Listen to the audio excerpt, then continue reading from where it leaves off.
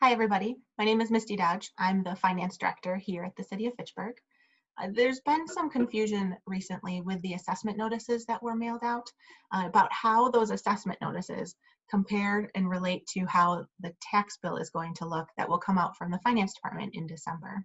So the hope is that this video will help clear up some of that confusion.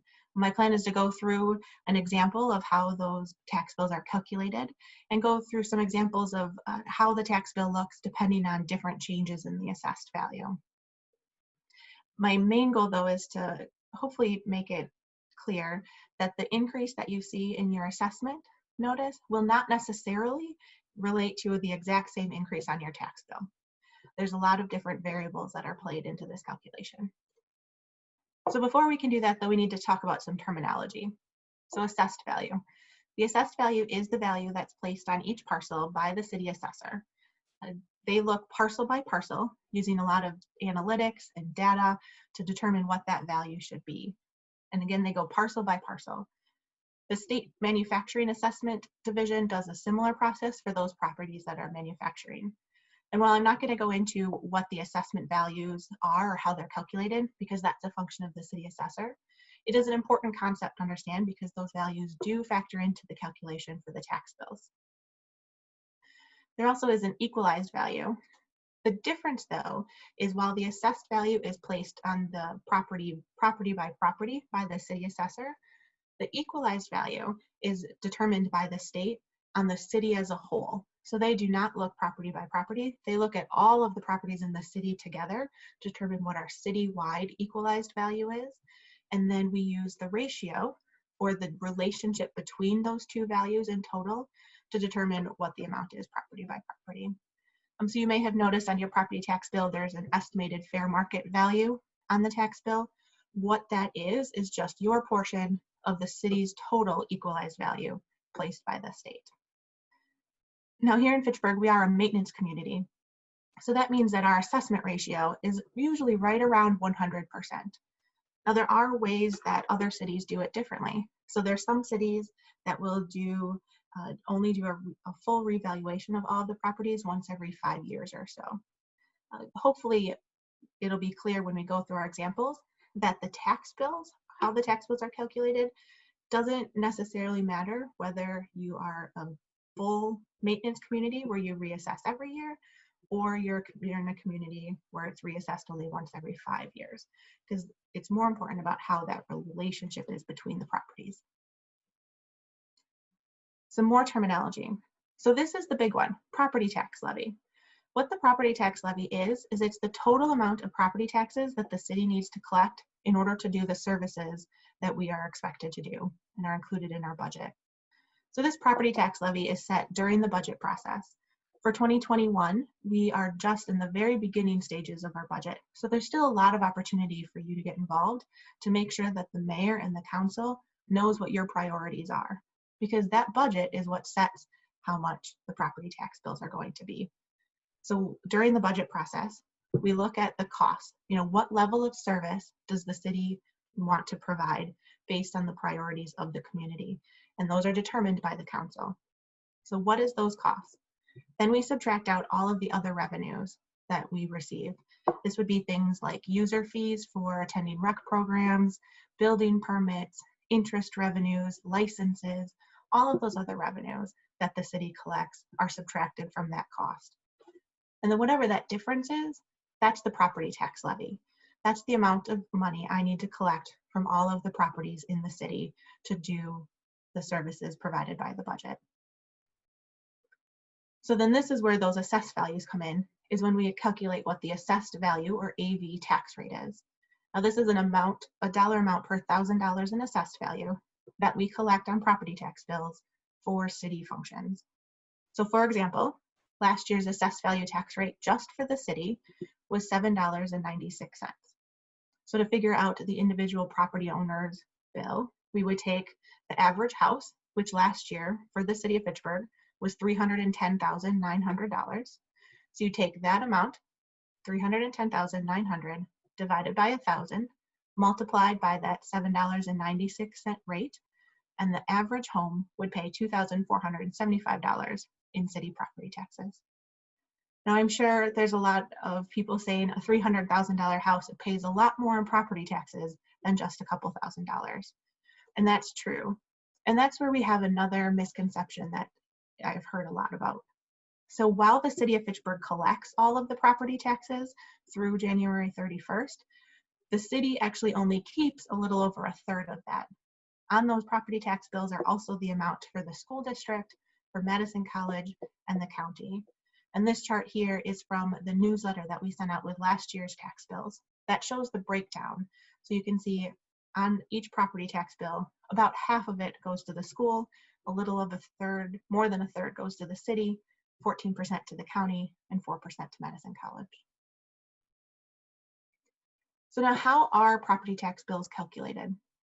So this is going to be a somewhat imperfect analogy, but wanted to use chocolate cake as my example. So the first step when we're calculating tax bills is to set those property tax levies. How much money do we need to collect from all of our property owners in order to fund the budgets of each of those jurisdictions? So as we went through before, we take the budget during the budget process. We say how much is our total spending. We subtract out the other revenues to get that property tax levy. And again, that has to be done not just for the city, but for all of those jurisdictions. And that's where really it's important for you to get involved to make sure that the priorities that are set in the budget are the priorities that match our community.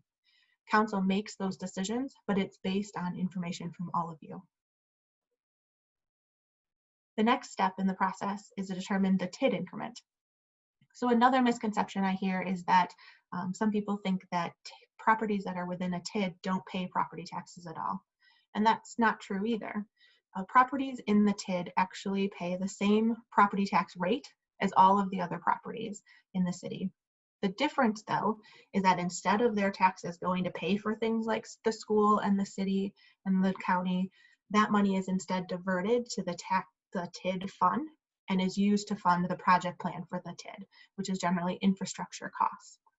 So I call this step putting the frosting on the cake. So this is additional money that we need to collect from the properties that are within the TID using that same rate.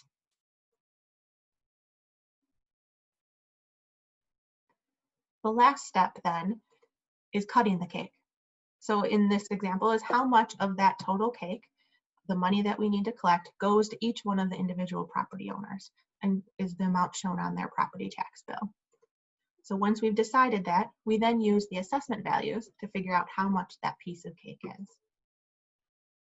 So even during a revaluation year, for those communities that only do a revaluation every 5 years, for example, or here in Fitchburg, how we look at properties every year, the bigger factor when determining how that value is going to relate to your tax bill, besides the budget being the first piece, but then it's, how does the increase or change in your property's value compare to the change in the value of the City of Fitchburg as a whole? So if you think back to the cake, so we need to collect money for the cake and the frosting. Now, if everybody's property was overvalued by the same 10%, everybody's piece of the cake would be the same because it was consistent. Same of the opposite is true. If everybody's value was too low by 10%, everybody's piece of the cake or their tax bill would be the same. So the problem comes in when there's one particular property or a group of properties that are either overvalued or undervalued as a whole. And now when you look at your individual tax bill, how you want to think about how this is going to relate to your future tax bill is how much this change compares to the overall, and then what that budget is going to be. So I wanted to put together some examples here. So this chart in front of you right now, the first column, the last year column, this is the actual levies that I was given from the overlying jurisdictions. So Dane County asked us to collect $9 million for them, Madison School District, $17 million for them, etc., all the way down to the total that we needed to collect of $71 million. Now I did exclude TID from this simply to try to make the example a little bit easier, but acknowledging that that's not in here. So then we take our total assessed value, which last year was $3.3 billion. You divide the two, and again, it's per $1,000 in value. So the rate then is $21.47. So now thinking about the next year. So let's pretend in our example that all of the levies stayed the same. Dane County still needed that same $9 million. Madison School District still needed the same $17 million. All of those are the same for the same total 71. But the difference is the assessment value for the entire city went up 10% for that green column that's in there. And this is across the city, went up 10%. So what that means then when we calculate our tax rate is our tax rate will go down. So then I ran 4 example properties, and we'll go through each one of them individually using that setup that we talked about. So property number 1 is the average home. So last year, the average home was $310,900. This coming year, based on the preliminary data, looks like the average home in Fitchburg is going to be $330,100. And that's an increase of 6.2%. But if you remember from the other slide, the total assessment value across the city went up 10%. So this property with the 6.2% increase, their tax bill, or the bottom right corner here, is going to actually go down because the levies stayed the same, the size of the cake stayed the same, and their piece of it is smaller because their increase was less than what the overall was. Property number 2 is starting from that same average home of the $310,000, but their value went up 5%, which is still less than the overall, but also less than the average home. So their tax bill, bottom right corner, is going to go down $303 in this example. Property number 3, again, starts at that same average home, but they're going to go up the same as the overall for the city at that 10%. And so bottom right corner, you can see that their tax bill actually stayed the same because it really mattered about how much of the cake needed to be paid, which was kept the same. And so their piece of it stayed the same. And then property 4 is one that started again as the average home last year, but they had a 20% increase for this year. And their tax bill is going to go up $607 because their piece of the pie is bigger now because they are a bigger piece of the overall city. So then I ran the same example using those same 4 example properties, using the same 10% overall increase in the assessed value. But the difference is this orange column here, I increased all of the property tax levies, the amount of money we needed to collect for everybody, increased that by 5%. So here, property number 1, their tax bill is going to go up. Not because the value changed. Remember, before they actually went down because they were less than overall, but now because we need to collect more money, that's why their tax bill is going to go up. Property number 2 was the average home that had even smaller increase than the average. Their tax bill is also still going to go up. But again, that's because the tax levy or the cake is bigger, not because their piece changed. Property 3, this one is started as the average home, 10% increase, which matched the overall city. Remember in that last example, their tax bill stayed the exact same because the cake stayed the same.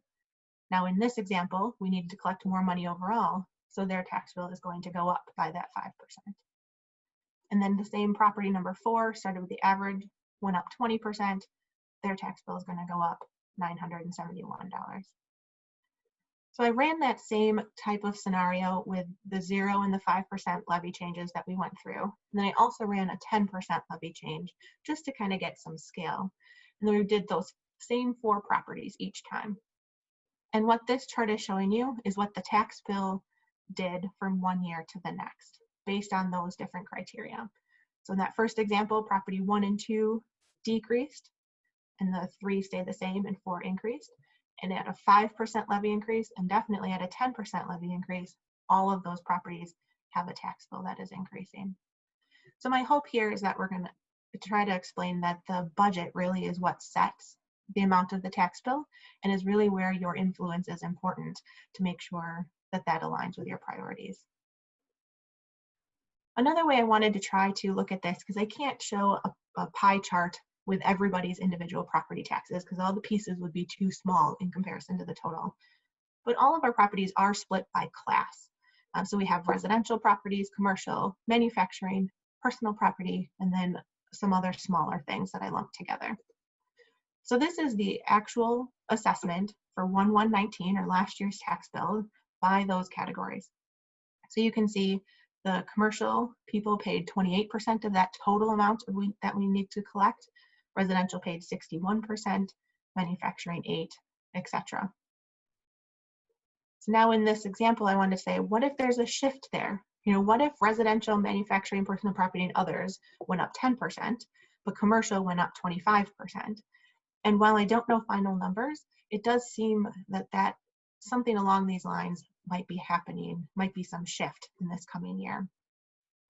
So then you can see from the chart, so commercial went from paying 28% last year, using this example where they went up 25%, they now pay 31% in total. Residential dropped, so last year they would have paid 61% of that total amount we needed to collect. In this example, they now pay 59% of the total. So there's also some shifts that might happen between classes of property. So I included in here also a couple of resources for you if you wanted to learn more. The first one is a fantastic guide that the Department of Revenue put together. It really walks through step by step all of the things that property owners need to know about this process, from the assessments all the way through the tax bills and appealing all of that and how it's calculated. So I included the link out for you. It's a really well-written document. It's got a lot of flow charts and examples in it. I think you'll find a lot of value in it. The other reference I included was a short little video. It's only 2 minutes long, but it's a great video put out by the Milwaukee Journal Sentinel a few years back that talks about uniformity and why uniformity is so important. What uniformity is if you have one house that's exactly the same as another house, it's important that their values, their assessed values, are the same. So if you have some time, I'd highly encourage you to go out and watch that quick 2-minute video. So what are the next steps? What can you do from here? So first, of course, if you have questions about the assessment value that you received or the assessment notice, reach out to the city assessor. They're more than happy to walk through the details with you about how it was calculated, what components are included in their records for your home that makes that calculation, etc. From the finance department side, though, the next steps really for you are the budget. So I mentioned the city is very much so in the early stages for our 2021 budget. We actually don't release our mayor's proposed budget until September. But there is a lot of opportunity for you to come out to make sure that the council and the mayor who are making these decisions know what your priorities are as a member of our community. So at the end of September, we're going to have budget workshops. I suspect, considering everything that's going on in the world, there'll be opportunity for you to attend either in chambers or via Zoom. There'll be information about that on the website. But what these workshops are, is it's 2 night meetings where each one of the department heads in the city come in front of the finance committee and the council and explain what is in their budget request and answer questions. So I really think of this as kind of that information gathering stage where you can learn about what the requests are and how they compare to the services that are provided. Then on October 13th at a council meeting, there will be a public hearing. So we will put out a notice in the paper, we'll send out a news flash, it'll be on the city's website. We encourage all of you to come out to give some opinions about that budget that was released by the mayor. This is your chance to make sure that your voice is heard and that the priorities of the city, the things that are funded, are in line with what you think is the most important for our community.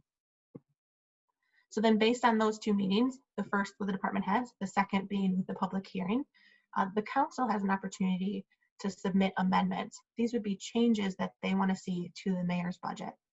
Those are due in the middle of October, and they're released to everybody on October 23rd. We then have we have a committee of the whole meeting, which is on a Wednesday night on October 28th, where we will discuss each one of those amendments that were proposed by council. This is a public meeting. You're more than welcome to come, whether that's in chambers or watch it on Fact TV afterwards. It's a great chance to learn about the things that are being discussed, because then you can come at the meeting in November, which is another public hearing, and share your thoughts on what those council proposed amendments are. That same night, then they will also vote on those amendments and adopt the budget. So the 2 chances for you to make sure that you get involved would be those 2 public hearings. The first in October, based on what you see as the mayor's budget that is released, and then the public hearing in November, which is based on the city council amendments or proposed amendments. So with that, I hope maybe you learned something out of this video explaining kind of how the tax bills work. Hopefully I was able to clarify some things that are commonly misunderstood. And if you have any questions, definitely feel free to reach out. Thank you, everybody.